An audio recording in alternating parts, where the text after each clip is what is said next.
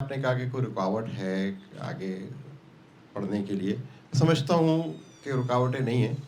اس وقت جو ناسا میں ینگ سائنٹسٹ ہے، ایشیا کی پہلی لڑکی بریرہ ندیم مرزا، وہ میری بیٹی ہے، اور اس کو یہ اعزاز حاصل ہے کہ وہ ہائیڈرولوجی میں جو ہے وہ اس نے ایم ایس کیا واشنگٹن یونیورسٹی سے، اور اس وقت وہ ناسا کی اونلی سائنٹسٹ ہے، لیڈی سائنٹسٹ فرام ایشیا.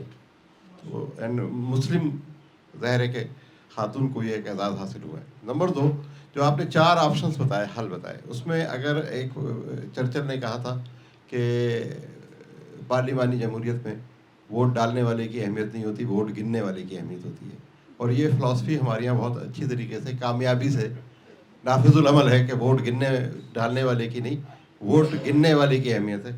تو اس پر فرمائیے کہ یہ جو 4 آپ نے پروپوزلس دیے، کیا یہ 5واں پروپوزل اس کے بارے میں کہ کیا پارلیمانی جمہوریتی نظام جو ہے وہ ہمارے ملک کو سوٹ کرتا ہے؟ دیکھیں، گزارش یہ ہے کہ جب قائد اعظم محمد علی جناح نے یہ طے کر دیا کہ پاکستان میں پارلیمانی جمہوریت ہوگی، جب انہوں نے پہلا وزیر اعظم بنا دیا، جب 1946 کے الیکشن کے بعد یہ طے ہو گیا، اس کے بعد لیاقت علی خان، سارے لوگ، ایک کنسنسس ڈیولپ ہو گیا. اب ایک نئی بحث شروع کر دیں کہ جی پارلیمانی نظام غلط ہے. وہ بھائی جب بانی پاکستان سے لے کے آج تک کوئی اس پہ جو ہے 1973 کا آئین کنسنسس بن گیا. اب نیا صدارتی نظام لا کے دیکھ لیا نا آپ نے ایوب خان کا، خود انہیں سرنڈر کرنا پڑا راؤنڈ ٹیبل کانفرنس میں. انہوں نے مانا کہ یہ غلط تھا، اور اس کے بجائے پارلیمانی نظام پہ اگلے 1970 کے ایڈلٹ فرنچائز پہ الیکشن ہوئے. تو اب یہ بحث، ایسی بحثیں نہ چھیڑیں جس کا کوئی مطلب نہیں.